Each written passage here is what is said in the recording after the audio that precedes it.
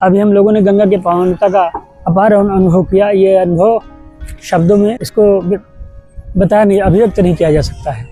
बीते कुछ वर्षों में इधर जो गंगा की अविरलता है वो दिनों दिन बढ़ती गई है और ये आत्र निवेदन है समस्त मनुष्यों से जो गंगा के स्वच्छता अभियान में लगे हुए हैं, वो गंगा के लिए और इसके कारणों के लिए, क्योंकि गंगा जो है भारत के 40% भूभाग पे जीवनदायिनी सी है।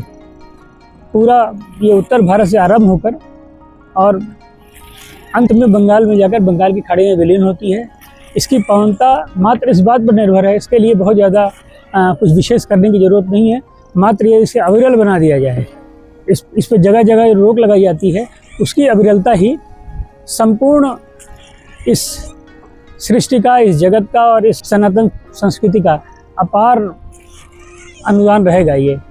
परंतु इसके लिए हम सभी को और समाज के सभी वर्गों को, फिर चाहे वो किसी भी प्रकार का वर्ग हो, मूलतः जो सबसे बड़ी समस्या गंगा की पावनता में है वो है नालों के बहते पानी, केमिकल वेस्ट जो कल कारखानों से निकलते हैं, टैनरियों से जो रक्त और मांस का प्रवाह जगह जगह होता आया है, वो इनकी पावनता को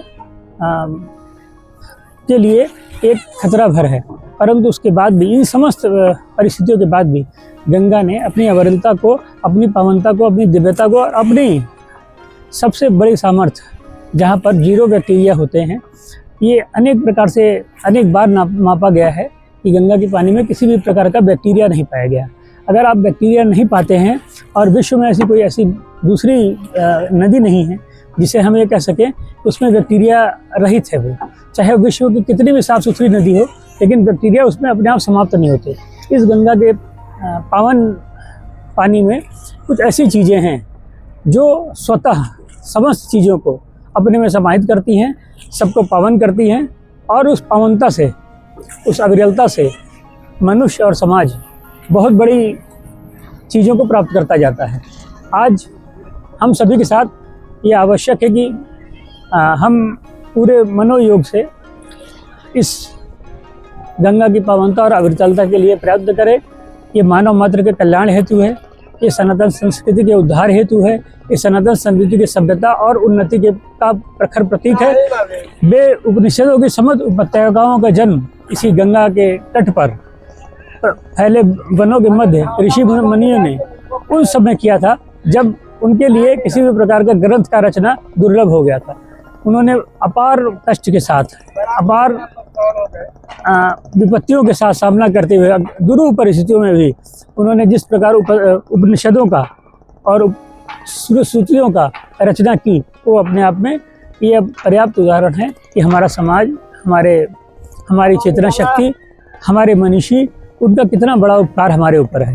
आज हम सब के लिए यह पावन कर्तव्य हमारा बनता है कि हम आइए अविरलता, इस पावनता को सबके साथ सहभागिता के साथ बढ़ाएं। श्री सेवाधाम इस बात के लिए कृत संकल्प है। हम समय समय पर इन विषयों पर आपको जागरूक करते रहेंगे, वो कदम हम बराबर उठाते रहेंगे जो हमारी पावनता, अविरलता को बराबर स्थान दे सके, समाज में स्थापित हो गए। अगर किसी संस्कृति के मूल में यदि आप जाएंगे तो समस्त संस्कृतियाँ और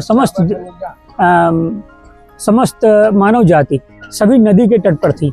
आज हम नदी के तट के अलावा बाकी चीज़ों की बातें करते हैं, लेकिन कभी पूर्वजों ने से पूछा जाता था कि आप किस नदी के तट के निवासी हैं, तो कोई बताता था मैं गंगा के तट का हूँ, तो कोई यमुना के तट का बताता था, कोई कभी कहता था मैं गोदावरी का हूँ, कोई बताता था मैं गंगा का हूँ।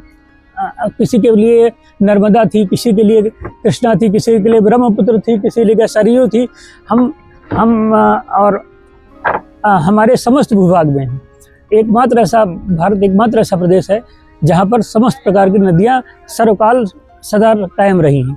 और यदि आप कभी गौर करें तो सरस्वती नदी, जिसे विलुप्त प्राय मान लिया गया था, अब उसके वैज्ञानिक साक्ष्य भी मिल चुके हैं। तो हमारा यह परम कर्तव्य है कि हम सब मिलकर एक साथ आगे आकर श्री सेवाधाम के तत्वाधान में इस संपूर्ण प्रकल्प को के लिए एक उद्देश्य सुनिश्चित करें।